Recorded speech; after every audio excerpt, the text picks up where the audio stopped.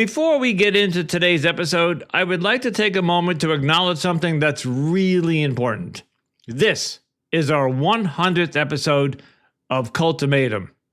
We've crossed over the 23,000 download mark, and that doesn't happen by accident. First, to our listeners, thank you for trusting us with these stories, for listening, sharing, and supporting this podcast from the beginning. We do not take that lightly. Secondly, I would like to especially thank my co-host, Melody. Melody is the heart of this podcast. She's the one booking guests, handling promotion, shaping conversations, and making sure the voices that need to be heard actually are heard. She's our eyes, our ears, and the soul of Cultimatum. I handle the editing, the business side, and keeping the lights on. But this podcast would not be where it is today without Melody. 100 episodes and 23,000 downloads simply do not happen without her. Melody, thank you for your passion, your integrity, and everything you pour into this show. This milestone belongs to you as much as anyone. And now I proudly present to you Cultimatum's 100th episode. Trigger warning, this podcast contains mature themes and discussions of cults, manipulation, and trauma. Listener discretion is advised. Welcome to Cultimatum, the culture of cults and human trafficking, where we expose the dark side of control, manipulation, and the human stories behind them. I'm Anonymous Andrew, executive producer and investigator into cult dynamics and coercive control. And I'm Melody, a cult survivor and advocate for awareness and healing. This is Cultimatum.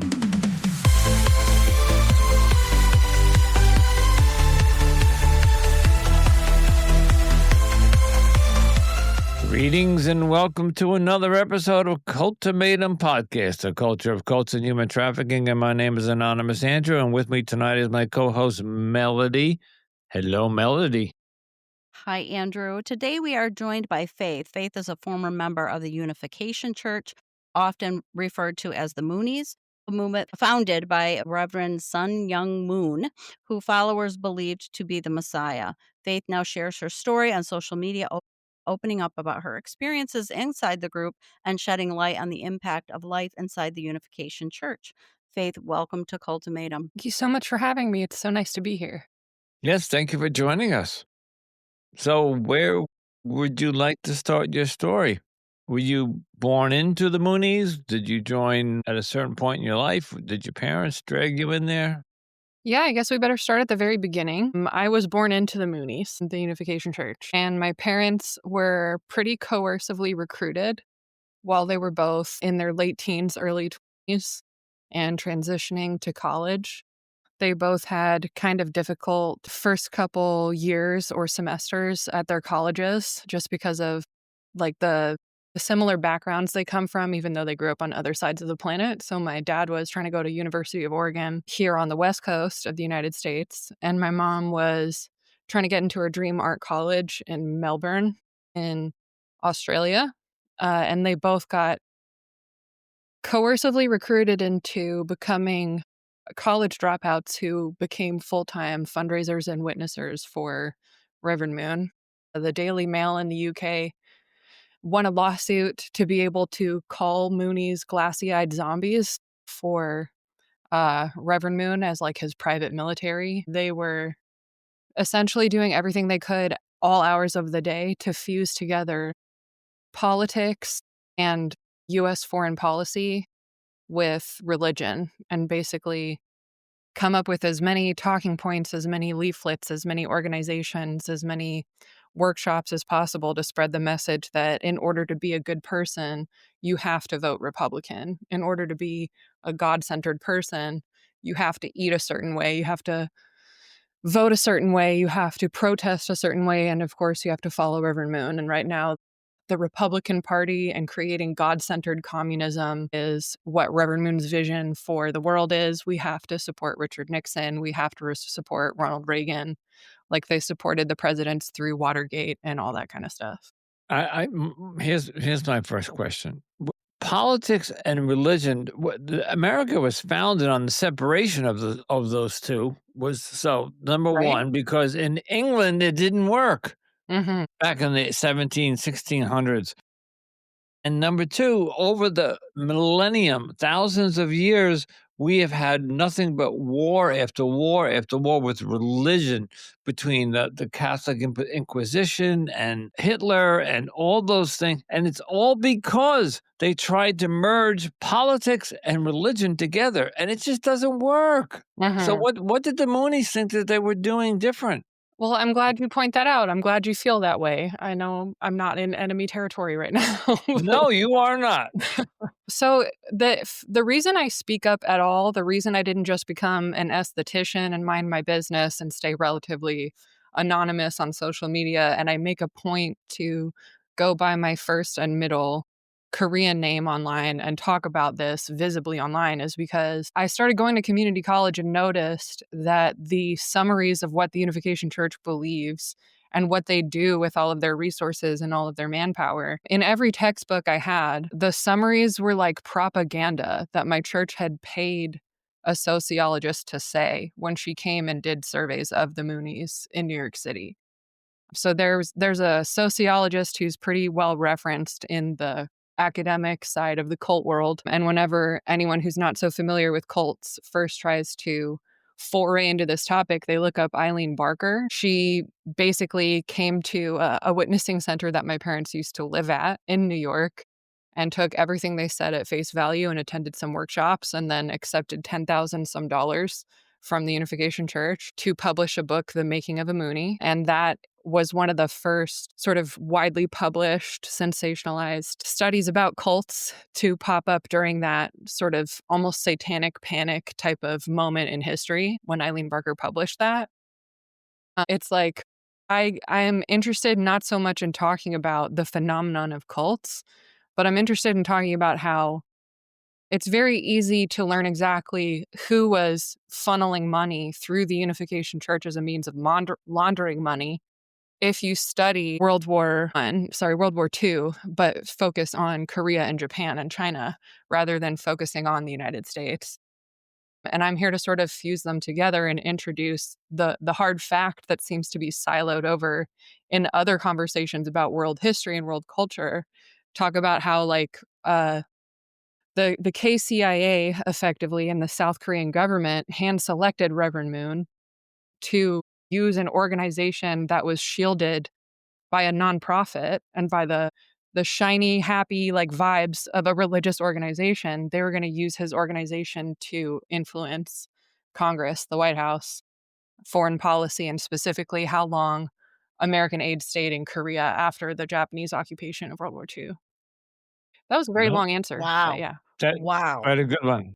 And I actually have a follow-up to that, but Melody had her hand up. Go ahead, Mel. I did. I wanted to clarify. So, first of all, the book that was written was not pro Moonies, correct? Is that I was trying to follow that and I was making it, or was it pro Mooney? So the book, The Making of a Moonie by Eileen Yes, Barker, is pro Moonie. It is a cult it is pro apologist Mooney.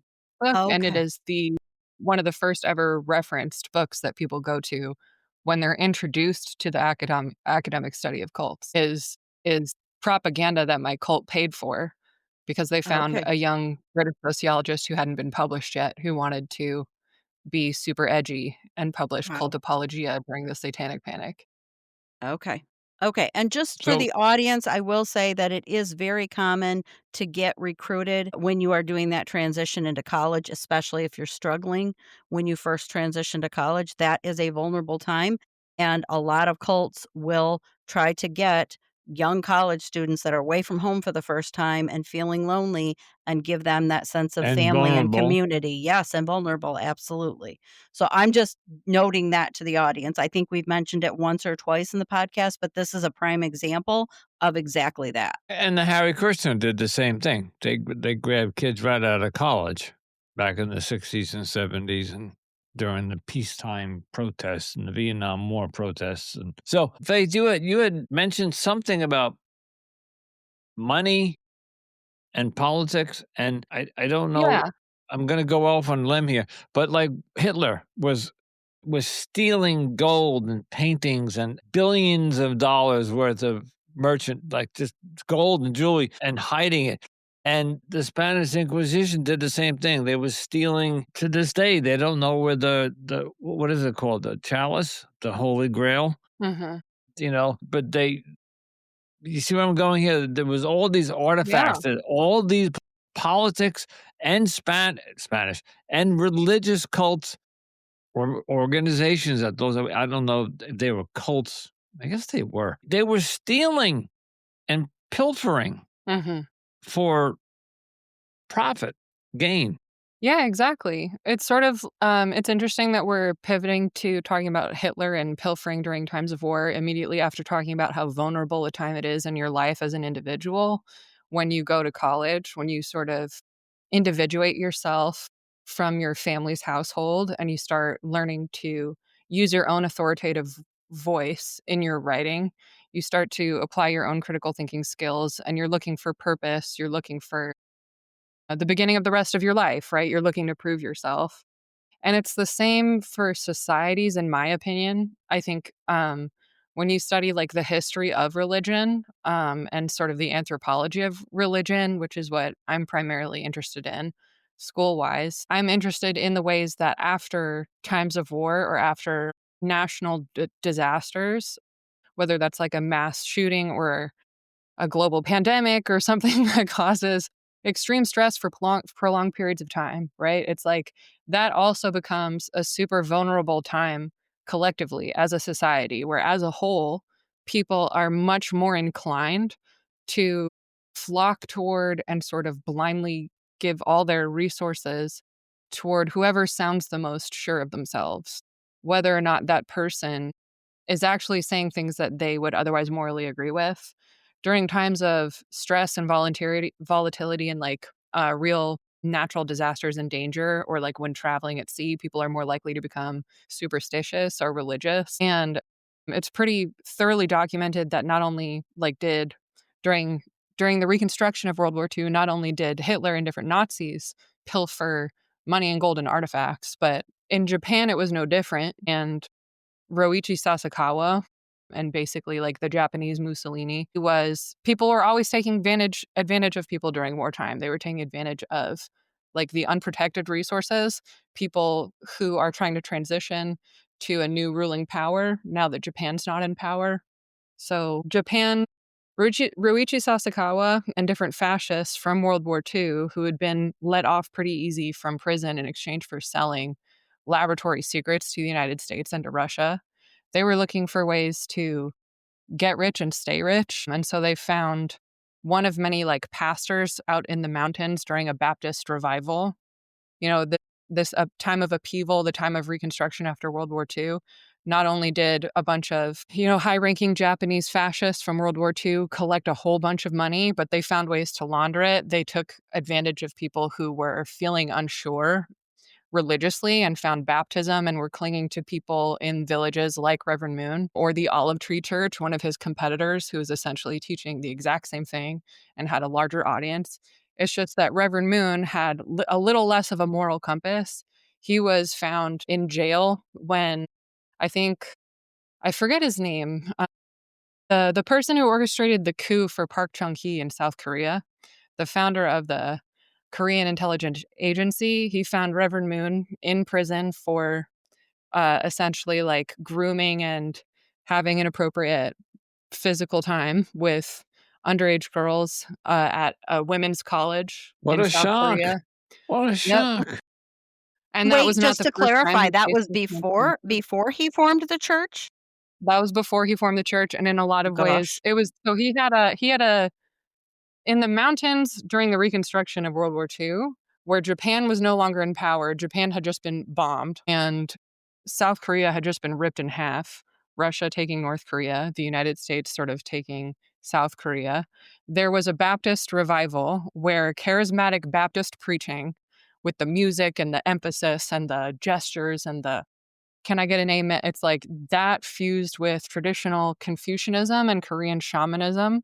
It was creating these very sort of like resource and safety-based congregations in the hillsides where people would get together, they would share food, they would share resources, they would keep each other sane during a time of war, but they would all sort of huddle around a preacher who would create this sort of elaborate reinterpretation of baptism, where it's like the snake meant something in Confucianist thought and the crane meant something. And this Korean pastor was obviously a new vessel for Jesus. Reverend Moon was not the first or even the best person in his neighborhood to be preaching the divine principle, to be preaching the concept that the fall between the snake and the Adam and Eve in the Garden of Eden was a euphemism for premarital sex and a quote unquote illegitimate sex. And he was definitely not the first or the most talented person to say, I'm the new Messiah. I'm the second coming of Christ. There was also a woman who was preaching the exact same thing. There was another guy who went to prison and did not get bailed out by the Central Intelligence Agency. But Reverend Moon was in the wrong place at the wrong time to be offered a deal and took it. You have done so Got much some. research in all of this. I am Yeah. thoroughly impressed, and but obviously this is your history, right? This is where you've come from. But I would like to jump back a little bit and hear more about your story. I'm gonna ask and assume Yes. we've already had somebody here from the Moonies before. I'm going to assume, and you correct me if I'm wrong, that your parents were probably married in one of these huge multiple marriage ceremonies. Is that correct? Yeah, a mass wedding. It's a mass wedding, not multiple marriage. They were just like one man marrying one woman, but it was like hundreds or thousands of people getting married at a time. Yeah. Hmm. Exactly. And so where did your parents end up? Where were you born? How did all that play out for you? Are they still together? Where's all that? Yeah, my parents both dropped out of college to create a full-time life as political activists, essentially. They didn't even call themselves a religion for the first decade or so of being in the movement. They would adamantly deny they were an organized religion until it became necessary for Reverend Moon to start filing different taxes to avoid tax evasion. Then they became registered religions and 501c3s and all that. Parents were both working for the church full time and both attended a matching ceremony in New York where Reverend Moon sort of blindly would have a room full of people who are all staring intently at him, silent as ever. You know, they've done the prayers, they've done the singing, and he looks around and says, you, and just goes like that, you and you. Sometimes they would take stacks of photos and he would match people together by photograph after having looked at their photos for 10 seconds maximum. To do what? To marry them? Yeah, it was a test of loyalty more than anything. So although arranged marriages do have, you know, respected lore all over the world in different Oh, cultures, from the this was beginning of time, arranged marriage. yeah. It's For part this, of these almost were every really culture. marriage assignments more than arranged marriages in the traditional sense. Yeah. Yeah, a split-second decision. In other words, no matchmaking or thought really went into it other than just you're standing Correct. there and you're standing there, you get married. The idea was to do the opposite of what white supremacists are trying to do. So that was one requirement, was to challenge yourself, quote unquote, and challenge your already deceased ancestors and their established racism by marrying whoever Reverend Moon tells you to marry. And he's going to Inter go out of his way to marry you with, if you're a white person, you'll marry a Japanese person because they bombed each other. Interracial or If you're inter Korean, inter you'll get matched to someone from Japan because they colonized each other. All that kind of stuff. The other part of the assignment, besides being as interracial as possible, was you had to get matched, like no questions asked. Like you have to try to make it work the first time. You have to challenge yourself. You have to obey him. That's it. I'm gonna go with just a little bit off topic here, and I'd love to hear your perspective on it. And this is something, Melody, we've never spoken about. But then again, we really haven't talked too much about arranged marriages. If you think about it, mankind has been on Earth in the way in human, like so we became from Neanderthals and the Mhm. apes and all that stuff, but that was 5 billion years ago, whatever. We've been around, I think, 10,000 years. Let's just say 1,000 years for argument's sake, because that's when the Bible goes back 2,000 years. And so you have the Asian community, and you have well, actually, if you think about it, there was Asians in like Eastern Europe and China, Russia, Yugoslavia, all that area. Then you had the Philippines and South Asia. And then you have South America, and then you have North America, which was really bleeding from the people from Russia came across because many years ago, Alaska did connect with the United States, so they were able just to walk right over. Point I'm getting at is I don't think either our higher power, which we can talk about later, the design of this earth and the design of procreation and evolution was that the Japanese are going to stay over there, and the Chinese are going to stay over there, and the Muslims or the Arabs are going to stay there, and the English are going to stay there. It wasn't designed that way. I think at some point it was designed so we could all migrate. People are going to move from, people moved away from the cold. Like some of them are still up there, which I don't understand why. Like in Greenland and in Nordic areas, they live in the Right. cold. Why Rural live in the Canada. cold? Right. Come down to where it's warm. But then you have the people in Africa who live in 200-degree heat days. Why not move up to where it's cold? But they did. Years, hundreds and thousands of years ago, man migrated all over the planet. So of course we're going to end up, you know what I'm saying, Intermarrying. Yeah. intermarrying. It's going to happen. Whether Moonies did it or any other cult did it, was just something that was going to happen over time. This is what I don't have a problem. I have a problem with people who have a problem with that. So God forbid a black marry a white. Well, it's been going on for thousands of years.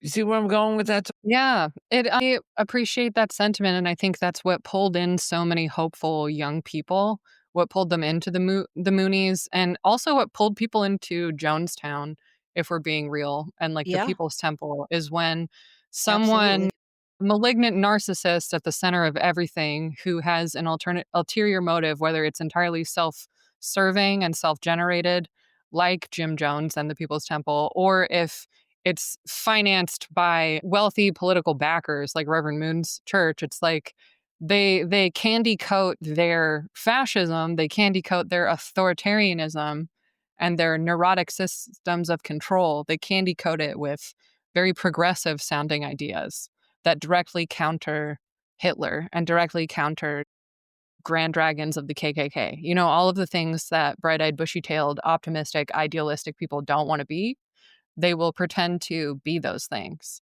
So I don't actually, after having been in the Unification Church, as progressive and as wholesome as it sounds to be saying, like, we promote interracial marriages because we want to help end racism, I can still confidently say that that was more about prettying up a very neurotic system of control that Reverend Moon enjoyed exerting over other adults' lives. And most of the time, there was still overt racism in and amongst members of the Unification Church, and there was overt racism practiced by the Unification Church towards outsiders everywhere. And just one more thing on this topic, and then I don't want to hump too much on it because it really doesn't have to do with cults per se in your story. But my ancestry is Italian and a little bit of Scottish. And I got a little sprinkled here and there of Eastern Europe, but my two favorite ethnic female, I'm attracted to, are Latin and Asian, and neither of them are in my blood. So go figure, right? So, but if you look at for example, Israel or the Jews, they will only won't only, but the Orthodox will only marry within their own religion. So now that's a good segue to go back into religious cults or religious organizations. So maybe you want to pick up with your story where you Yeah, I mean, Reverend Moon cared more about people proving their loyalty to him and his right, organization than right. actually ending any amount of prejudice or racism.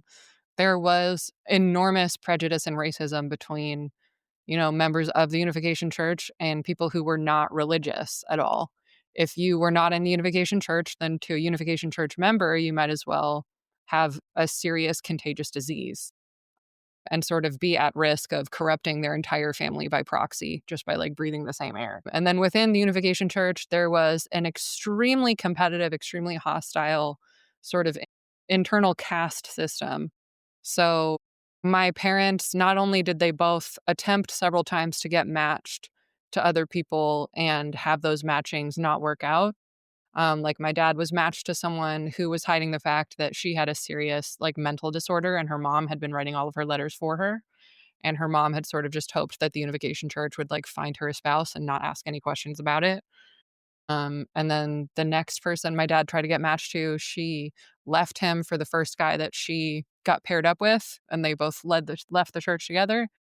So my parents, not only did they like both get matched multiple times, we were both white, even though my dad's German and British, and my mom is Australian and Jewish and Irish. And in a lot of ways, that's supposed to be, making up for the conflict between Germany and Britain during World War II. It's like they were still kind of at the bottom of the totem pole because they were not Asian. And in order to be at the top of the pyramid of power in the Unification Church, you definitely had to be Korean. If not Korean, then Japanese or some other very like colorist, very industrialized part of Northern Asia. And then second generation or third generation, if you were born into it, you were considered free of original sin. So if I had been born already and my parents had their already established relationship with each other, blessed by Reverend Moon, and had me sort of adopted into the family, I would have been essentially like a mudblood in the Harry Potter series. I would have been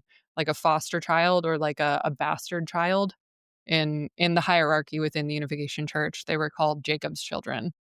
Well, just describe that. What's a bastard child in the way you're describing it? So Tetsuya Yamagami, the man who is currently on trial for allegedly constructing a weapon and shooting former President Shinzo Abe, he was a Jacob's child in the Unification Church. So essentially, he was already born before his parents had encountered Reverend Moon at all. So according to Reverend Moon's very closed transcendental worldview, that requires everyone to, fundraise and do all this labor for free. If you're born without meeting Reverend Moon or any of his spiritual army, then then you're basically born to Satan's blood lineage. You're born with dirtier blood. You're born attached to all this drama. And when your parents join Reverend Moon's family and you have that foundation of like the first generation, if you're born into Reverend Moon's community and that's the first version of the world you experience, you're holier. You're So he believed in protected. Satan. He believed he defeated Satan. Did he? Oh, really? Okay. So Satan's dead.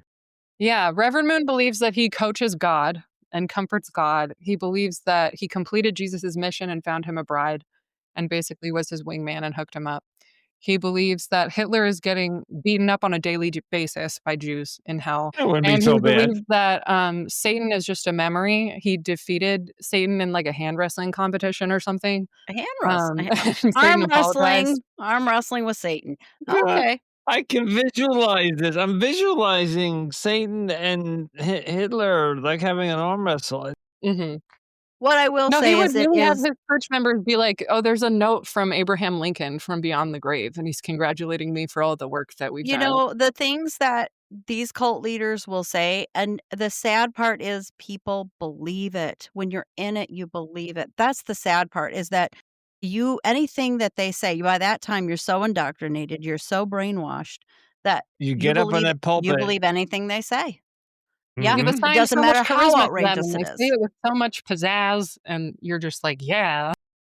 Yeah, exactly, and they say Yeah. it so confidently that you're like, "Yeah, that must be true," and by then you're following them, unquestioningly. I know this is very simplistic, but if he got up there and said the sky is purple, he would have had the entire church believing the sky was purple. Yes.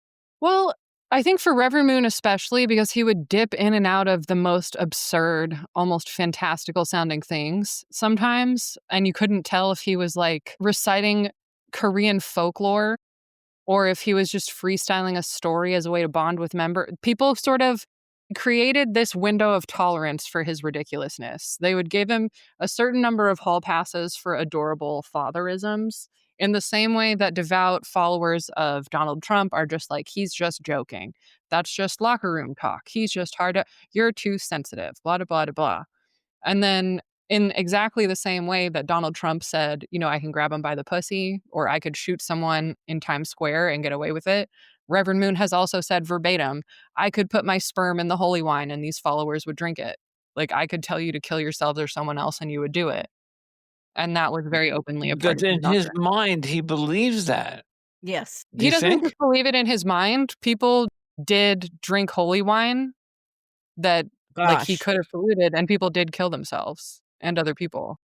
Oh, That's not just a wow. private belief, and, like, that's why the church is being stripped He of made it their come true. tax-exempt Sabbath in Japan, but Wow. I said he made it come true. He yeah. didn't just say it, he did it, which is even Mhm. crazier, right?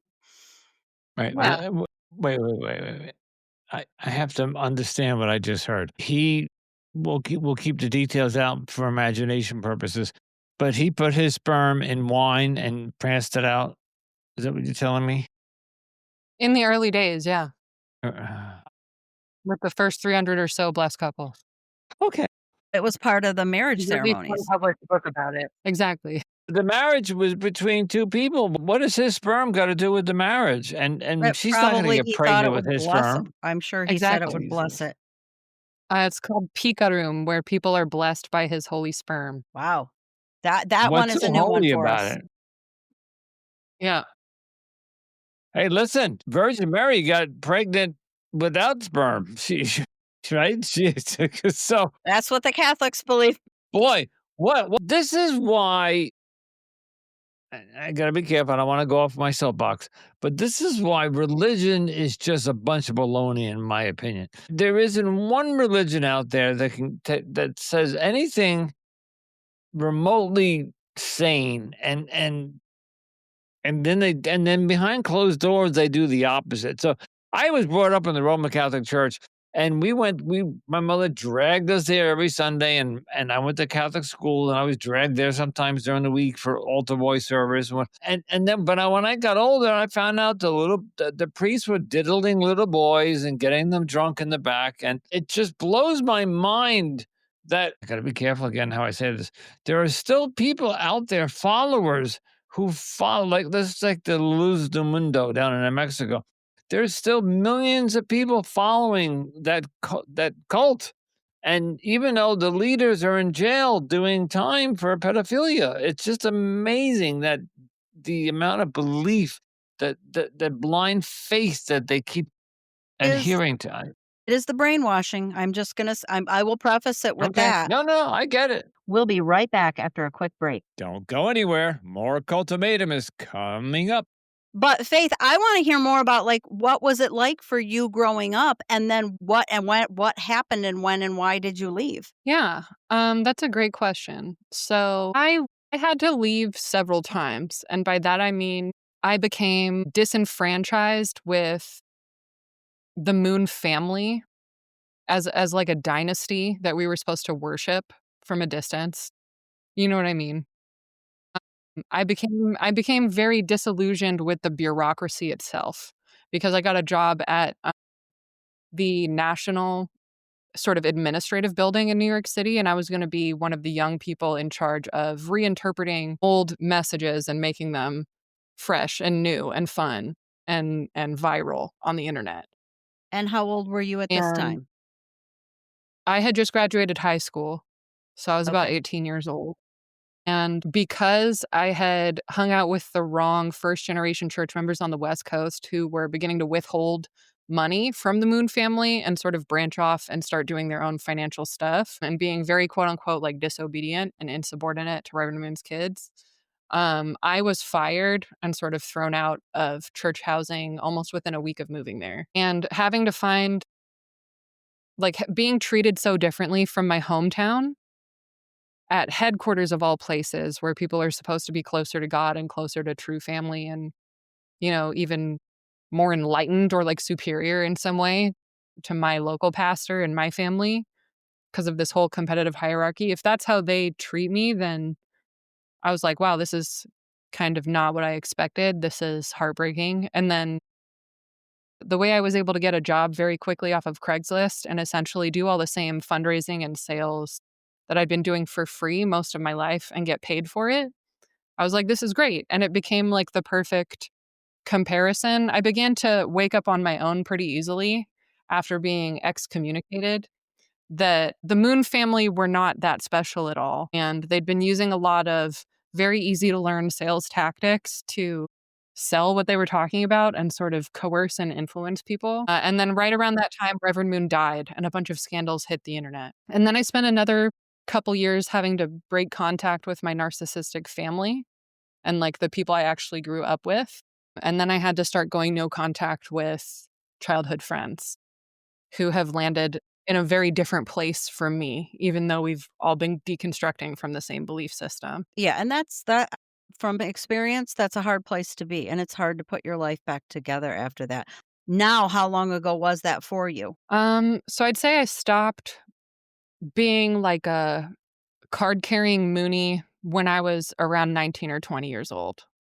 And then Okay. I filed a restraining order against my alcoholic bipolar dad and had to decide whether or not I wanted to go to court with my mom and my dad when I was about 23, 22. So Okay. I changed phone numbers and moved to Southern California about 10 years ago now. And for the past 10 years, in addition to going to trauma therapy, I've been, just watching like Donald Trump go on the TV and thank Reverend Moon by name and thank his wife by name for creating the Washington Times, for paying him millions of dollars to come to speaking events hosted by the Unification Church. I've been seeing Reverend Moon's son at January 6th with busloads of my friends' parents who I can recognize on my TV, and like they're donating to Stop the Steal. They're sort of like trying to revive their own small businesses as their own sort of like mini versions of their now deceased dad by getting in on that MAGA sort of redneck target market, if you will. So I've sort of just been leaving behind organized religion. I would kind of agree with Andrew in the sense that I'm very, I feel very disillusioned with people who find some sort of je ne sais quoi or like magic in ritual and dogma. I don't feel enjoy. I personally, because I would say the Unification Church is very much a financial and political cult. And because I've been in survivor circles and therapy groups with people who were part of yoga cults, pyramid schemes, the troubled teen industry, like I have a larger perspective personally on what the definition of a cult entails. And a lot of the time, the group itself is not religious in any way. It's really Right? about how much control the leader has over each individual member in terms of what they wear, what Absolutely. they say, what they feel. So I don't enjoy the feeling of following someone who says they have all the answers. I don't enjoy the feeling of not making so many of my decisions anymore. I'm trying to really enjoy the process and learn to be much more capable to hold multiple perspectives at once, if that makes sense.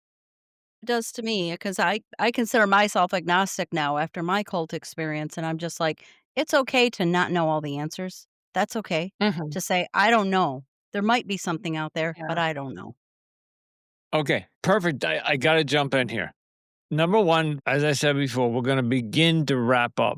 And one of my questions towards the end, my last question to you, I have to ask now because you just brought it up. So, and take your time in answering it. And I think you just did. I ask all ex cult members who come on here eh, after their deconstruction, whether they're out 1 year, whether they're out 20 years, where are you today in your faith? Where are you today? Do you believe in God? Do you have a God? Do you have a religion? Do you have an organization that you belong to? Or are you simply agnostic or an atheist? And so definitely used to be a Unification Church member who read the Bible semi often, used to be a divine principle lecturer, used to pray every day at an altar with holy salt and holy candles. And now I am an atheist who studies cultural anthropology and the history of religion, like the culture of religious practice. And I enjoy talking about the unknown in terms of quantum physics and just philosophy. I would say I'm an atheist in the sense that I refuse to subscribe to any one human-made worldview, but I'm not anti-theist. I'm not militantly anti-religious. Do you believe in a higher power? I believe in a shared universal consciousness that Thank exists you. outside of what we can perceive. I like that Me too. answer. I like that answer, and I'm there with you. So I'm a little bit between agnostic and atheist, meaning I don't really know, I want to give you a couple more minutes to answer. Tell us a little bit more about your deconstruction, where you are today with, you left when? How many years ago? I'd say 10 years ago, pretty solidly. Okay. And so you left and you said you read the Bible and you did this. How many years did it take you to become an atheist? Became an atheist very, very hesitantly and unwillingly. And I tried Really? to segue into more modern, emotionally intelligent, like well-produced Okay. Christianity, if that makes sense. Like I Yep. wanted to participate in Hillsong and like those Jesus churches that have Grammy award-winning musicians on stage. And I've tried Baha'i, I've tried different like more new age spiritual groups. I've tried book clubs based on the artist's way where you sort of meditate and pray in the beginning and then you all sort of trade smoothies or whatever. But yeah, for me, every single group, I noticed it was the systems of control and the addiction to hierarchy almost, the addiction to structure, like a lot of the same aspects of being in the Moonies that I really didn't appreciate, that I felt very stifled by, were almost always present in every other organized religious group. And I think just the ways I'm a humanist, you know? I feel like I feel more empowered and I feel safer in the world knowing that not only can I solve a lot of my own problems, I need to. Like, I need to be the person who does that. I actually really don't enjoy the idea of letting Jesus take the wheel and surrendering my willpower and my obligation to live on purpose to like an invisible friend in the sky. You just brought up the magic word. Okay. I'm going to throw a curveball at you. You just mentioned Jesus, Hmm. and Jesus is in the Bible in the second testament, and there was thousands and thousands of years of this book called the Bible, being rewritten and over and over and Hmm. translated 100,000 times. Do you believe there was a man walking around this planet 2,000 years ago called Jesus? I do, yeah. There's actually, so the Romans were not great at keeping people alive. They liked to torture people very Nor was the publicly and lifespan everything. that long. But they kept very excellent tax records. And so even when they like exterminated cultures to enslave them, they would make sure those cultures paid taxes first. So Jesus of Nazareth paid taxes. So He had a home address, he had a family. And there's a teacher that was invited to Yanya Lalik's like Take Back Your Life when you say at a website. family, He gave a did lecture about that. because he was technically single, but the Virgin Mary did. No, that's his mom. Yeah, I'm getting confused. She's They came talk from about somewhere. they talk about that he had a secret wife, or that he did marry somewhere in there.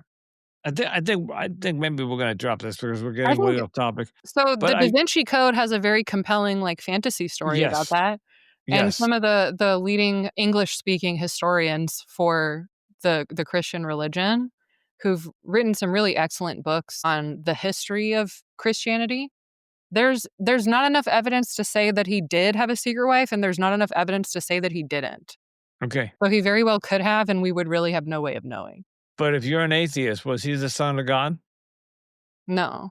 No, I of mean, course. if that Okay. makes you feel good to say, and if it's gonna get Yeah, me yeah, yeah. stoned to No, no, death, no. I'm not to me. say no. I'm just because where I'm going with this was, I heard somebody on another podcast today that I'm listening to other cult podcasts, and there was somebody who said there are people who are still following this crazy guy Jesus 2,000 years later. They're still following him around blindly, Mm. and I found that an interesting statement, that 2,000 years later, there's a half a billion people still following this Well, that's person the around. thing is that's such an interesting tangent. It's like half a billion, but if you actually put all those half a billion people in a room and told them to point to which Jesus they follow, some of them would point to Black Jesus, some of them would Yep, point to Asian Jesus, some of yep. them would have blonde Brad Pitt Jesus. And then they'd get together and realize, like, oh, you believe in this version of the Bible? Well, we actually don't hang out with you at all. So it's like, Yeah, I know. Yeah. It's just insane. Okay, we got it. We got to wrap it up. Melody, Melody has a question for you. Well, before I ask my final question, I am curious if because of the matchmaking process that the Unification Church practices, were your parents able to sustain a marriage in that with that matchmaking? Did that work? Did that work for them? That's a great question, and it's a pretty common question. It's usually where people's heads go. My parents, in my opinion, because they have a hard time self-reflecting and speaking this candidly about themselves, and I can't speak for them, although I spent a lot of time with them, obviously. It's just like, in my opinion, in order to survive the extensive childhood trauma they both faced growing up in poverty in their different neighborhoods, they joined the Unification Church and developed very strong senses of self as literal soldiers for God in Reverend Moon's private military of Cheongguk, with like symbols in Korean, pledges in Korean, having toured a marble palace in Korean, having personally donated all of the family assets they could get their hands on, including health insurance or life insurance from after my grandparents died. Every dollar that could have been spent on the medical care that my sister and brother and I have needed, and the education that we could have gotten that me and my sister are struggling to pay for now. It's like it all went to Reverend Moon. That's what they assumed would heal that pain and that emotional loneliness. So they hardly ever are actually seeing each other for who the other person is. In their Oh, I get mind, they're that. like, I'm a soldier. This is my spouse. The assignment is you stay with your spouse. We don't have to love each Mm, other. This is not romantic. We are assigned to each other. You are my familiar housemate partner, mm. and we're going to reproduce so that there's more soldiers for God on the planet. But that's what a marriage is. It's an assignment. So then let me just clarify then. They are still part of the church and they're together.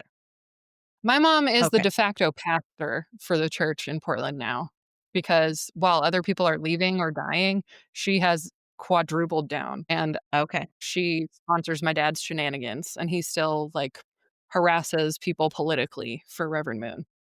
Okay. Well, that's I love Aye. I mean, it's interesting the way that you articulated and explained that because I have said before, because I got married Absolutely. in my cult, I'm no longer married, that you I have said you marry cult versions of each other because you're both Yeah, there and you're following that religion and you don't even know really Yeah. who you are. And so you both are following you're both married to versions of each other that are not even real. Um that's a really, really good point. Yeah. Yeah. Yeah, because most of the time when people leave a cult together and they met there, they get out and they during the deconstruction process, they realize they're not They even divorce. compatible. They Yeah, most they of them divorced. divorce. Yes, Yep. because they're like, we're not compatible. This isn't going to work because they figure out who they are when You that they you leave. were But if they compatible haven't while you left, were that what kept them together was no longer keeping them together, and then they just fell apart. All right, Mel, last okay. question. So the final question, Faith, is if somebody is listening to this podcast today that is either in a group similar to the Unification Church or thinking about joining a group and they're having some doubts or starting to question a group that they're already part of, what would be your words of advice to them?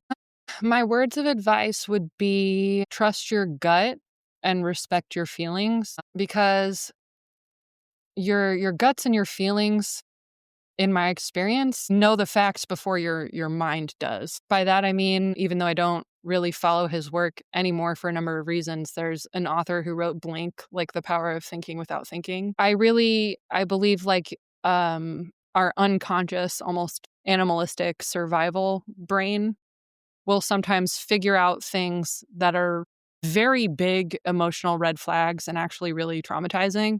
Our gut will figure that out and try to tell us before our mind ever allows us to put the pieces together with the language processing side of our brain. So for me, leaving was not a choice. I didn't want to leave. I was excommunicated and I tried to keep participating.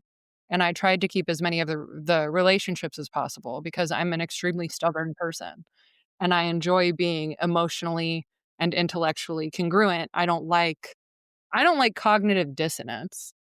So Wait. just You were trust that in yourself is the excommunicated. advice that I would give. You were excommunicated, so you're that Well, so I they kicked you. misspoke. I misspoke Okay, because the okay. Moonies don't excommunicate people in the sense that they don't cut people off the way Scientologists or Jehovah's Witnesses do. If anything, they do the opposite and they're constantly trying to bring people back in. But I was removed from my position as a friend of higher ups in the church socially. I was very publicly stripped of all of my status and basically had to join the Unification Church because I started dating outside the church after I was fired. I started living like an outsider. So I had to start over as like a first generation or like a fallen Okay. second gen. Okay. Faith. Wow. What a completely different perspective on the Moonies, right, Mel? Oh, for Like, sure. Yes. Yes. Thank we you so got, much. Yeah. yeah. Lots of different nuggets of knowledge in there and facts. And this interview went all over the place, but I loved Yeah, it. sorry I I loved speak in it. It circles was and great. tangents sometimes, but Yeah, I'm driving. but we talked about some stuff that I think needed to be talked about, and Yeah, yeah, for thank sure. you, Faith. Yes. Really, Thank you so much, Faith. Yeah, thanks for the opportunity. Thanks for creating this space for people to tell their stories. I feel like it's very powerful. where can we find you online? My username is spelled the same everywhere. FAITHY3N for Faith Yoon. That's on YouTube, Instagram, Twitter, TikTok, Substack very soon, all the places. And Okay, those and will be in the Melody will show put all notes. the Yep. show notes, and we'll have people hopefully follow you. I'll follow you. I think you're Yes. fascinating. I Yes. think Thank it's you. just, yeah, Thank yeah, you again, I Faith. really do. Yes. Okay. Thank you.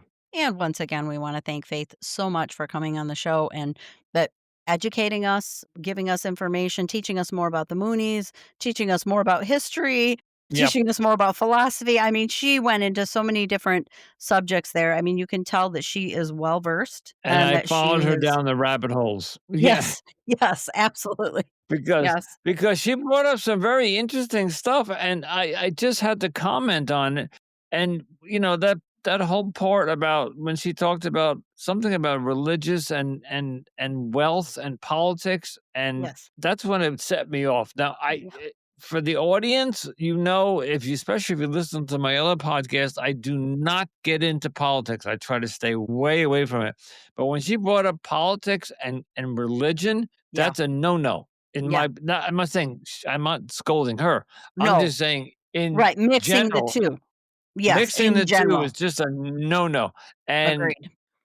because some of these cult leaders were mixing cults and politics, and they were stealing and pilfering. Obviously, they were also slaughtering and raping and blah blah blah.